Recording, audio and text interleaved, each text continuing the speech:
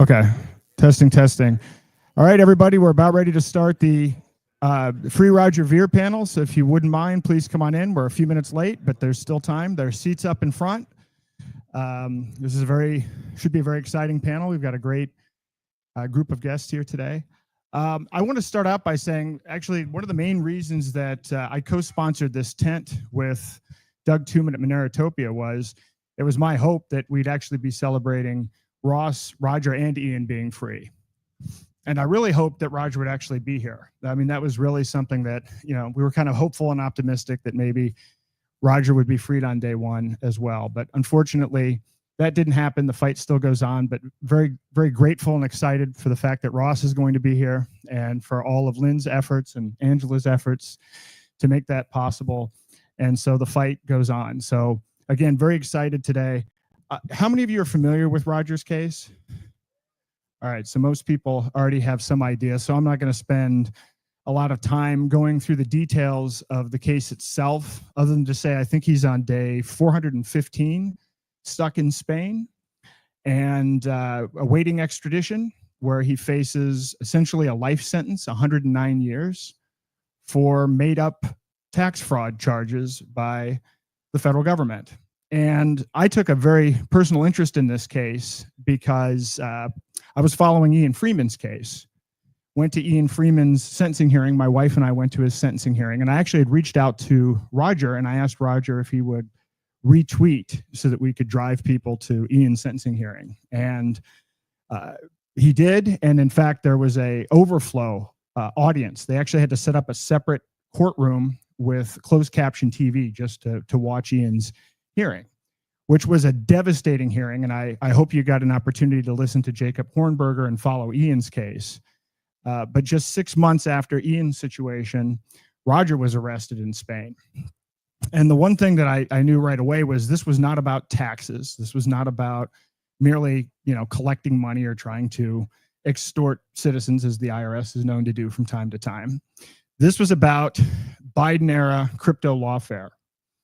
On March the 9th, 2022, Biden signed Executive Order 14067. And this executive order authorized the U.S. to pursue a CBDC while also taking a whole-of-government approach of cracking down on crypto. So all of the cases that you saw with the SEC, the CFTC, people getting debanked, all of that stemmed from the top down from the Biden administration. Roger was a particular target because if you're going to try to roll out a CBDC, you need to eliminate the competition. And there's no one on earth better at promoting peer-to-peer digital cash than Roger Ver. Roger's the reason I got into Bitcoin. I saw him speak at a Liberty Forum event, I believe in 2012. And in fact, the fact that we're doing this at PorcFest, so many people were introduced to Bitcoin from Roger at this very event, at this very campground. And so to me, it's very clear this was a Biden-era attack. Trump ran to end the lawfare, but also to promote the US as a crypto-friendly place and to be the leader in Bitcoin. So I think that, based on Trump's positioning, it should be a no-brainer to either pardon Roger or drop the case. But nevertheless, that's kind of, why I've taken an interest in it and why I think we need to do everything that we can to elevate this case because it, again, it should be a no-brainer. I think Roger's very aligned with Trump's policies, and it's just a matter of getting the attention to the case itself. So with that, I'll turn it over to everybody else. There's no formal agenda here. This is kind of an open discussion, but would love to get everybody else's take. Let me share a little bit of information that most of you are going to probably find really annoying. The Bitcoin community has done a lot of lobbying for Ross, which is fantastic. Maybe a little bit for Roger under pressure. Ian's virtually unheard of. And I made contact with some attorneys for some of the other crypto prisoners of war recently. And their perspective is that the Bitcoin community is basically expending all of their capital on the Bitcoin strategic reserve to get that passed. And so it's not that they don't want to see Roger and these other men out of prison. It's just that you can only knock on the door to the administration so many times. So that's why I feel like I'm having a little bit better luck, because I'm expending all my political capital in this and nothing else. But it's a good thing to keep in mind, like when you're trying to get something done, you can only really cash in on so many favors. And that's kind of what's going on with big Bitcoin, I guess you could call it.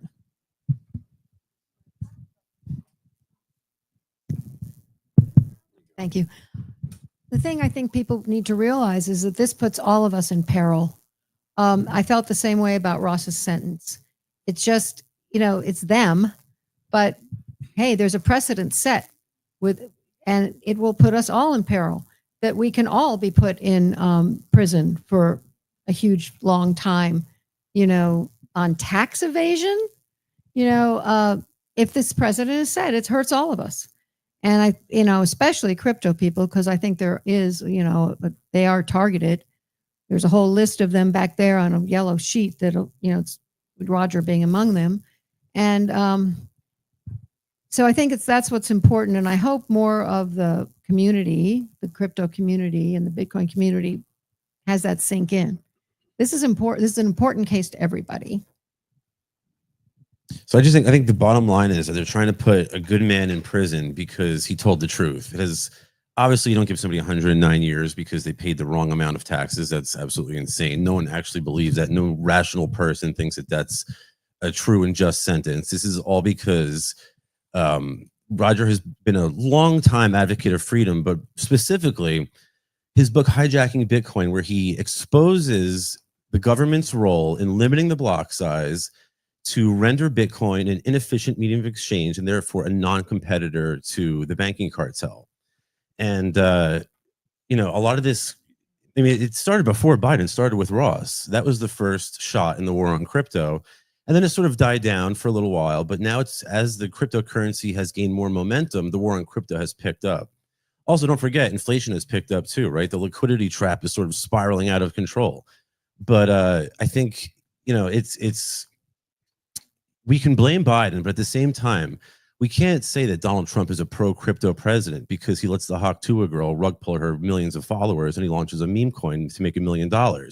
He has to do the hard work, which is freeing Ian and freeing Roger, dropping the charges against Roman Storm, and also, frankly, putting pressure on the Netherlands to stop the persecution of Alexei Pertsev, which was started by the United States. So Roger's case is like one in a long line of casualties in the war on crypto. And in every war, there are casualties, but these are high value targets, frankly, that we just can't afford to leave no man on the battlefield kind of thing. Well, I agree with that. But if you look at specifically the way that they targeted Roger, they violated his attorney-client privilege. So there are some important aspects to his case that affect everyone, regardless of whether you're in cryptocurrency or not. To start with, the DOJ lied to the grand jury and withheld a whole bunch of information that shows that, in fact, Roger was complying with the tax code. In fact, he hired 3 layers of accountants and lawyers because he knew he would be targeted. He had been targeted in the past. So if you're not familiar with his background, Roger ran for political office in California, and he was on a debate stage against a Republican and a Democrat, and he spoke out against Waco, and he spoke out about the government murdering children, which, of course, they did. Well, there was somebody from the ATF in the audience, and they actually targeted Roger for selling fireworks on eBay. So he's basically the only person in the entire world to go to prison for selling this particular type of firework. He spent 10 months in federal prison. So based on that horrifying experience, he realized, frankly, he should be the subject of a Norman Rockwell painting, not somebody that's thrown into federal prison. In the late 90s, you're selling, you're successful entrepreneur selling fireworks of all things on the internet. And so he realizes he can't hold his beliefs and stay in this country, which is why he left the United States almost as soon as he could when he got out of prison the first time. And so when he left, when he expatriated, he knew they were going to go after him, which is why he hired the best accountants and he hired the best lawyers. And that information was withheld from the grand jury. So they never should have even pushed forward with the case. Then on top of that, they sent armed IRS agents to his lawyer's office, stole his attorney-client, stole his documents, privileged documents, tried to use it against them, even though the documents actually showed that Roger was in fact telling the truth. And then the most recent egregious thing that they've done is they've tried to claim he's a fugitive for fighting extradition from Spain, which of course it's his legal right to fight extradition. So it's very clear this is all very politically motivated, and it has impact for everyone, not just Roger. I mean, do you want the DOJ to be able to lie to a grand jury? Do you want to have IRS agents, armed IRS agents, coming to your home or place of business? Do you want to not be able to rely on the advice of counsel? This is what's at stake here, completely independent of crypto. What does it say about the future of cryptocurrency if they can go after Bitcoin Jesus? Like, that's not a good harbinger for the overall cryptocurrency community. Yeah, and there are some other people in positions of influence, maybe with relatives who are in office right now, who are also looking at cryptocurrency ventures, and this is going to slap them in the face too. They're going to be in a lot of trouble if this goes forward, especially then if we have a Democratic president following. Everybody's going to get totally reamed if we have a Democrat in office in 28 and they don't fix the problems now.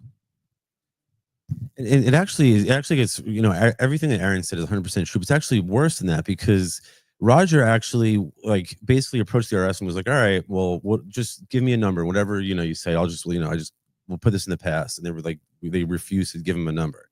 He filed a FOIA request, a Freedom of Information Act request, and which they're sort of like legislatively compelled to release this information. And they refused to tell him because it has nothing to do with taxes.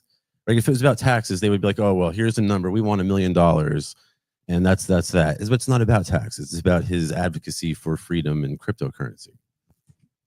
So I'm spinning up this scheme. You know, we got Ross out on a deal, you know, votes for freedom. Thank you.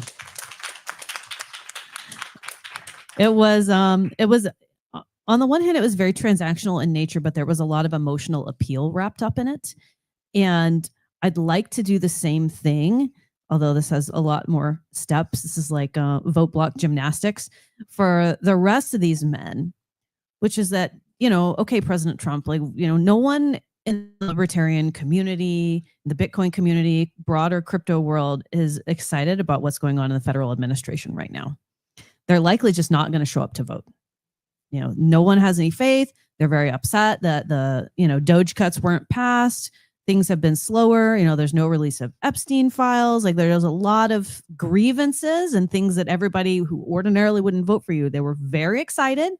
And they voted, and we got the Ross thing. Very grateful, but nothing else. So maybe if you will drop charges and release these men very soon, you know, then they may feel some motivation to show up and hold their nose and vote for your Senate and congressional picks in important races.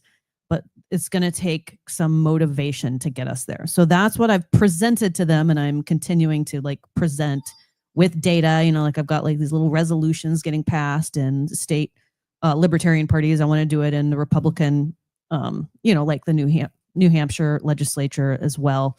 Things of that nature. I'm optimistic. I'm optimistic that this might actually work. It's a little bit of an uphill battle right now just because of the timing. Because from a purely like selfish perspective, if I was them, I'd be like, well, I'll do that closer to the midterms, you know. But then you know, my counterpoint to that is, well, all faith has collapsed by then, you know, so you need to do it now and start racking up wins. And it's something he can do as opposed to Congress. You know, trying to get anything out of Congress is like negotiating with 300 plus psychopaths. So it's just not doable. I just wanted to circle back about why, you know, that it was the things that Roger said and his philosophy that is one of the reasons they went after him, because the judge said in Ross's sentencing that, well, first of all, they wouldn't let his libertarian beliefs be known to the jury. That was a trial. Then at sentencing, she said, well, you have a very dangerous philosophy, and I'm not sure it's a philosophy you've left behind. So I'm giving you a double life plus 40-year death sentence in prison.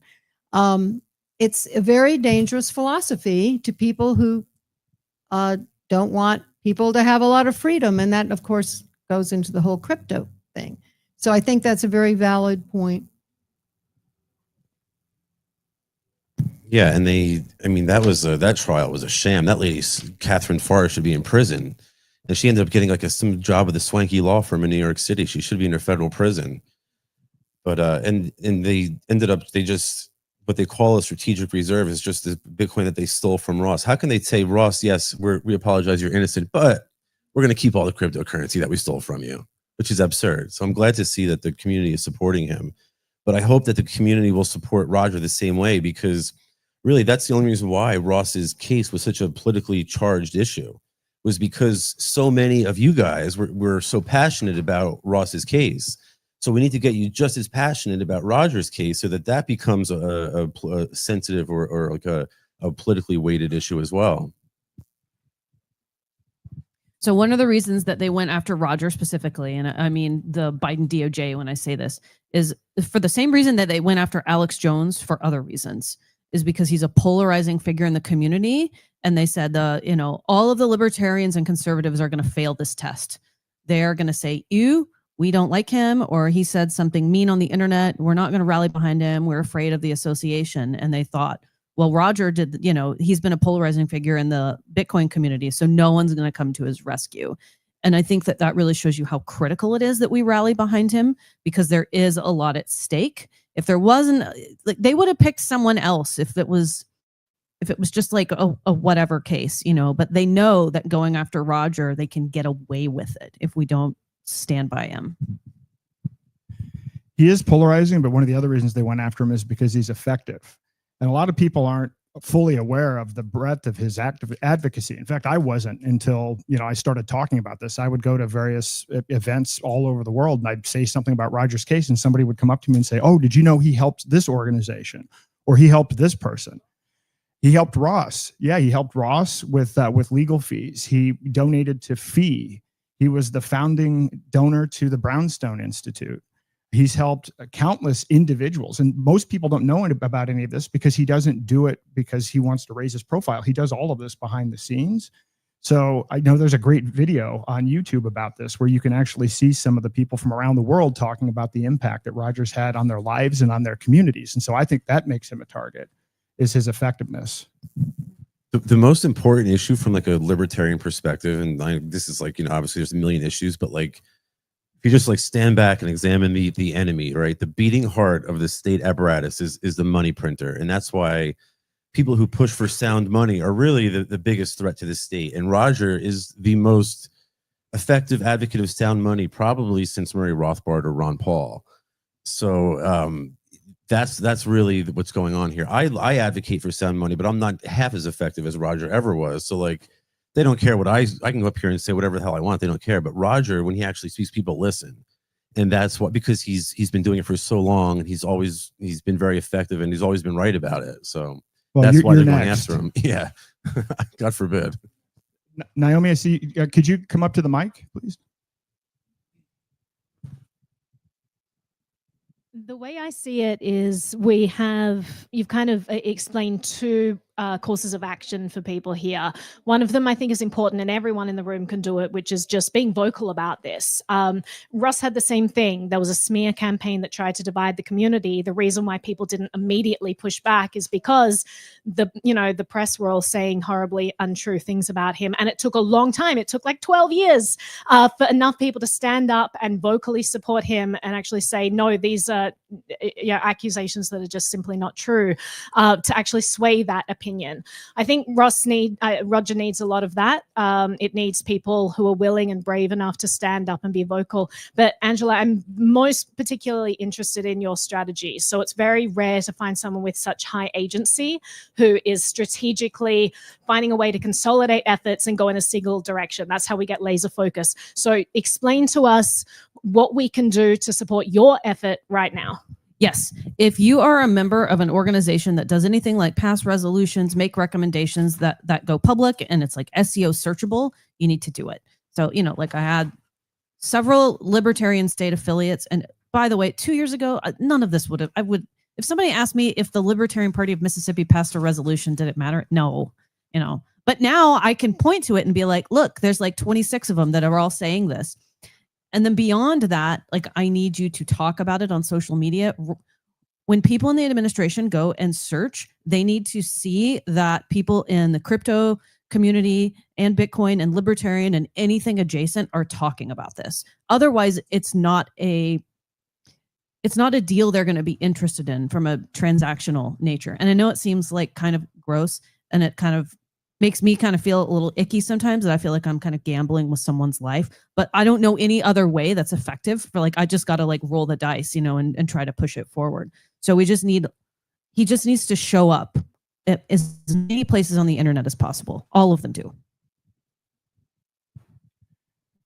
So what will show numerical support? Because I know Ross had a Change Now petition that had 600,000 signatures. Is there something that we can do to show that there really is kind of a voter block associated with this?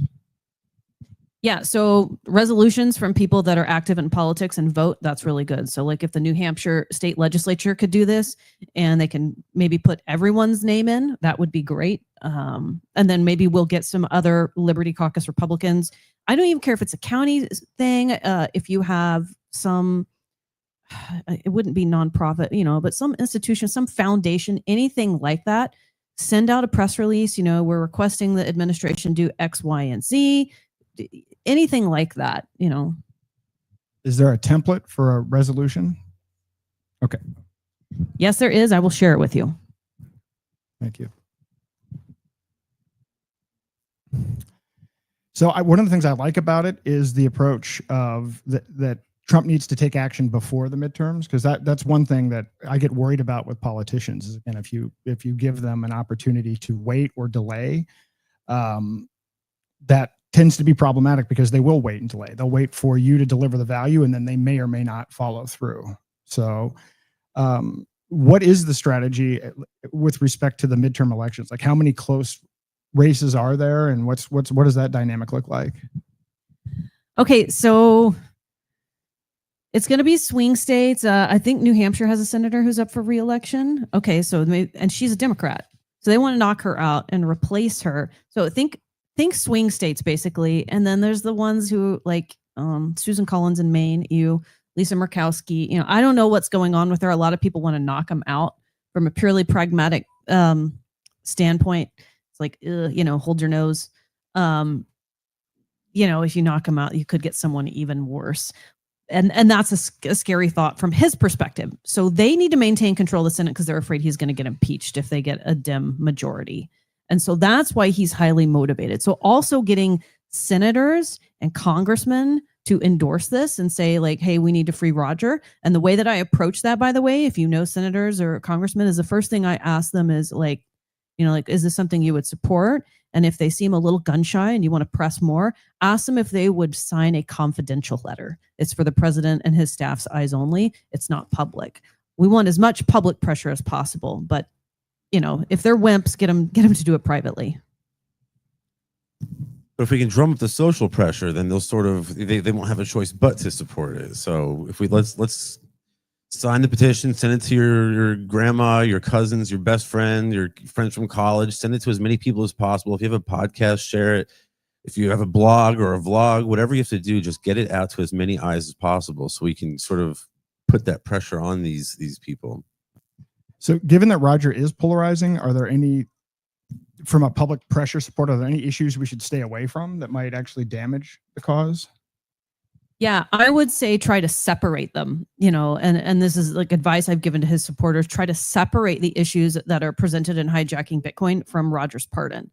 So it's a delicate dance there because you don't want to be silenced over the thing that you're passionate about and that you think is correct, right? But for the sake of getting the man out of prison, and then he can continue his good work, right? I'd rather him continue it outside of a prison cell. Just separate the two. Don't tie his name up in all of it. Wait till he's out and then just go wild. Yeah, I think a lot of people don't understand cryptocurrency, including myself, really at any deep level. But I think they can understand I don't want to lose my attorney-client privilege, which is a basic right. I don't want to be hauled into prison because of a tax problem. There's things that they can relate to. And the pardon attorney said, I was at a Zoom meeting with, and she said they look at petitions. It doesn't guarantee anything. But for me, it was a tool that I could go to legislators and say, this many people, I'm probably a lot of them in your constituency want this.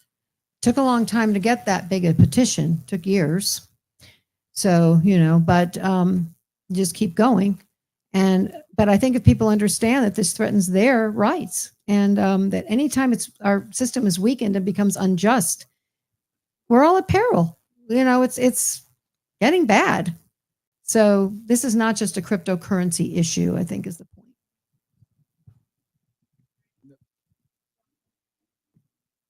If I could, this is not very loud. If I could give advice on issues to stay away from or focus on, it would be stay far away from any crypto division. It doesn't help the cause. So don't bring up the hijacking Bitcoin. That's honestly, I don't think it's the reason why he was targeted. It could have been very coincidental timing, but Roger is funding like the entire crypto ecosystem. That's why he's targeted, because they're cutting off the head of the snake. So I would really stay away from any sort of division. This is a time where we want to rally the whole community around this. And I think probably the most nonpartisan issue that's least scary for people, like I think the tax evasion issue, you start talking about that and then people are saying, well, he didn't pay his taxes, he did something bad, and people don't want to be seen in the eyes of the IRS as going against taxes. They might be targeted. So again, it can be a difficult issue. I actually think the privacy issue is the most nonpartisan issue that can actually rally people, because it's the precedent setting issue in this case. So just to reiterate what you already explained, Aaron, the government has now at least twice broken this idea of attorney-client privilege, which is a huge fucking deal, right? This is, it happened with the Trump administration. Everyone was like, well, this is just Trump. It's a presidential thing. They probably had reason. Now it's with Roger, where we're meant to have this presumed confidentiality in certain contracts in our life, and having the ability to defend ourselves in court is essential for freedom. So there is this understanding that we have held for hundreds of years at this stage that says if you seek legal counsel, that counsel is privileged and you are allowed to speak freely with your legal counsel, so you can get help, to defend yourself in court. And what the government has done is subpoenaed and basically coerced the lawyers to hand over privileged information, which means that if this is precedent setting and if this stands, our future consists of a very scary world where we are no longer able to speak freely to someone who might be able to help us advocate for ourselves if we are ever targeted by the government. That's a huge deal. And I think that anyone can resonate with that. I think it's powerful. And I think explaining what is at stake if we let this stand, it is a very compelling case. So just focus on this privacy angle. We need, for a free society, to be able to have trusted, interfaces with legal counsel. This has been broken in Roger's case, and this cannot stand. And I think that's a strong argument. We do have to be strategic. I think it's important that for us to be like, we have to sort of be strategic in the way that we approach this. But at the same time, we have to remember, the best disinfectant is sunlight, right? Like it's the truth. And the truth is on our side. Roger's done nothing wrong. Everything he's done is completely correct. So, and in a larger sense, we don't really have anything to hide. I think the malevolent actors here are the state, the prosecutors. So, they did hijack Bitcoin. They did do all these terrible things to Roger. They did rob him. He did try to pay them. He did comply with their theft. They do want more money from him. And it's just, so I feel like, we do have to be strategic, but at the same time, I don't think we should shy away from any issue. We should be able to address these things in a transparent way. Well, I know there's a lot of division within the Bitcoin community, but one thing that... No, really? Well, one thing that we have to put in perspective, though, is the timing of all of this. And so this started under the Biden administration. And remember, Biden was pushing these 87,000 IRS agents. I actually talked to somebody from the IRS that left the IRS who said that the #1 area of hiring was crypto compliance. So if this case happens if they're successful against Roger, the people that will be the most effective are actually Bitcoin maxis, because they're actually going back retroactively to 2014. So, the way I like to say it is, don't be an IRS maxi. We should at least all be aligned. I would think everyone in the Bitcoin community, regardless of which fork you like, you should not be an IRS maxi. A freedom maxi, exactly. So when I was at the Bitcoin conference, I did a lot of asking around, and, I got to meet a lot of people who were influential and talk about Roger a lot. And even though some people kind of hemmed and hawed and were like, well, Yeah, only one person said they thought Roger should go to prison for not paying his taxes, and then he also admitted he was a Mossad agent. So, like, I think most people agree that this is a bad case. There's only a few people who would be so bold as to say he should be locked up. I'm confident that we will prevail in the long run. I do think that the case is so shoddy against him that eventually, if you look at like the sort of trend in the crypto ecosystem, is that like these charges are started getting dropped and they're kind of falling off a little bit. So let's hope that that trend prevails, and next year Roger can be on the stage with us.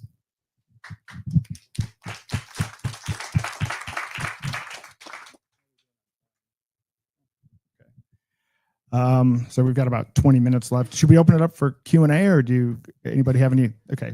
Anybody have any questions? We have a mic up here. If you do have questions, please come on up.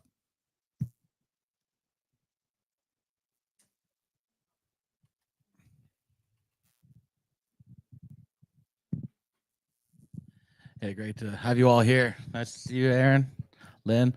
Tor Ackland and I represent Roman Sterlingov, who's another Bitcoiner who's been wrongfully convicted of operating Bitcoin Fog. And I'm just wondering if you guys have any ideas for all the people who are on Lynn's card. We have Roger Ver, we got the Samurai Wallet guys. Is there any kind of cohesive community that is battling this stuff legally together? Because I feel right now that the defense lawyers are fragmented in a way where if we came together, maybe we could have a stronger opposition. Yes. Are you guys aware of any movements like that? Yes, I've been talking to all of their attorneys. I would like to talk to you. You're the last piece I haven't spoken to. Well, I just spoke wonderful. with the attorneys for the Samurai Wallet guys. I'll be at the Bitcoin Policy Summit next week trying to tie it all together.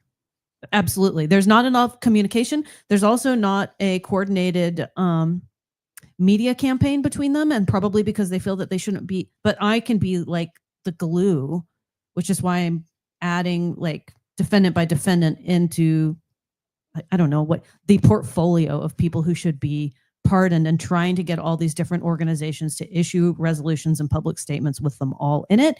And then I've got Dan Smots doing videos for all of them, which are in like this beautiful Dan Smots style. I don't know if you've been in contact with him, but I'll recommend him. He's very affordable. He does very good work, and he understands it really well, and he can wrap your story in emotional appeal. But yeah, I will bring it all together for you. It's wonderful to hear. Thank you. There is also I travel the world with these crypto conferences, and I can tell you that there's a large worldwide group of cypherpunks and crypto anarchists who are like, when you go to these conferences, that's what they're talking about, is like the case against Roman Storm and Roger Ver and Alexei Pertsev and Ross's case. And that is like the #1 focus in the cypherpunk community right now. So there is like an existing like little enclave of people out there who are, this is like, the top thing on their minds. Any other questions? No more questions. All right. Does anybody have any closing thoughts? You want to do a quick round of closing thoughts, and then we'll wrap it up? This is just an example of our freedom is at stake, and this is one battle, and you've got to stand strong with it. And Ross talked about at his talk at the Bitcoin conference about unity, and how without unity we're weak, and all of this infighting with the libertarians, and fighting with the crypto people, forgetting we do have a bigger foe, and in Washington, and I think we need to, like, it's a great idea, collaborate with all the crypto guys, or just let's stay focused on what's really going on here and work together, and be freedom maxis. All these maxis, it's like freedom maxis. It's not about Bitcoin. It's about freedom.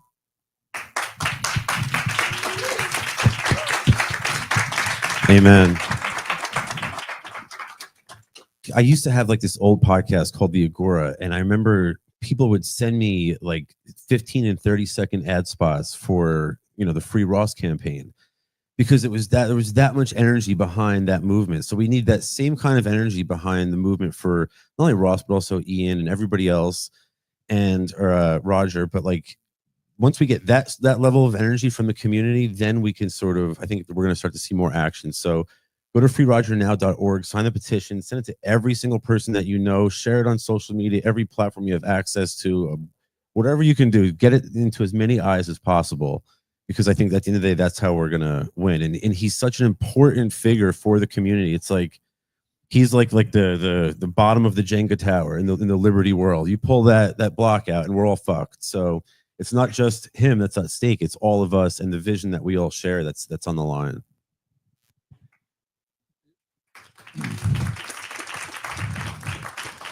Yeah, and I would just say, when you're going to share the link, understand that most social media sites don't like links going out to external sites. So it's really important if you can DM people or send it on Signal or Telegram groups, or in particular, if you have an email list, please consider sending it out to an email list, because it's become more difficult to actually communicate with your own followers over the last 5 to 10 years. The only other thing that I would say is tomorrow night, we're going to have a little free Ian, free Roger party here. It's not going to be a talk, but we're going to play Bitcoin Jesus, and then we're going to play a small video clip about Ian's case, and then just kind of hang out and socialize. So you're all welcome to come to that as well. What time is that? 8 p.m. Excellent. So you got to be driven and strategic and creative, but you've also got to be optimistic. And some people think it sounds kind of like fake it till you make it, but I am just optimistic about how driven and strategic and creative we can be. And I just don't think that there's any other way to approach this situation, or any difficult situation. Like, you have to wake up every day saying, like, we're going to do it and we're going to win. And that's what helps get you over the finish line. So I want to leave you all with that. Encourage you to be optimistic about this. Fight very hard for these men's freedom. They've fought for our freedom. We're all going to push it across the finish line together. Thank you.